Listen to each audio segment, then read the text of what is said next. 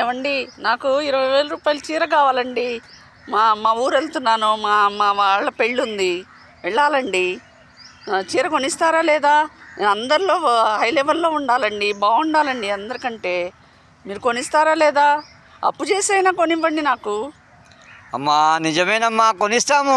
2-3 నెలలు 3-4 నెలలు జరిగిపోతుందమ్మా. జీతాలు అన్నీ అక్కడే అయిపోయినాయి, డబ్బులు రాలేదమ్మా. మీకు తెలిసిన సంగతే కదా. ఎందుకు కొనివ్వము? మీకంటే ఏముందండి, బంగారం మీరు, మీకంటే మేము అన్నీ కొనిస్తాము. కానీ డబ్బులు లేవు కదమ్మా. ఇప్పుడు పరిస్థితి బాగాలేదు. ఎలాగోలాగా పెళ్ళికి వెళ్దాం, నేను కాదంటలే. కానీ ఒక విషయం ఏంది అంటే డబ్బులు రాలేవు కదమ్మా. 50,000 చీర కొనిస్తాను, మీరు 20,000 అడిగారు కదా, 50,000 అని కొనిస్తాను. కానీ డబ్బులు రాలేవమ్మా. పెళ్ళి ఆగదు కదండి. 50,000 చీర కొనిచ్చేదాకా నేను ముసల్దాన్ని అయిపోతానండి కర్ర పట్టుకొని. ఎందుకండి ఇలా మభ్య పెడతారు మాటలతో? నాకు ఎక్కడైనా అప్పు చేసి తల తాకట్టు పెట్టైనా నాకు చీర కొనివ్వండి. మా వాళ్ళ పెళ్ళికి వెళ్ళాలండి నేను కంపల్సరీ. నేను వెళ్ళకపోతే పరువు పోతుందండి. సరేనమ్మా, ఇప్పుడు మా మేనేజర్ గారి దగ్గరికి వెళ్ళి దండాలు పెట్టుకుంటాను.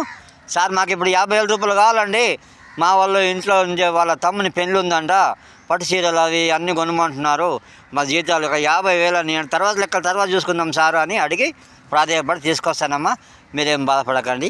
హలో, లైక్లు ఇవ్వండి, సబ్స్క్రైబులు చేసుకోండి, లైక్లు ఇవ్వండి ప్లీజ్, లైక్లు ఇవ్వండి ప్లీజ్. మళ్ళీ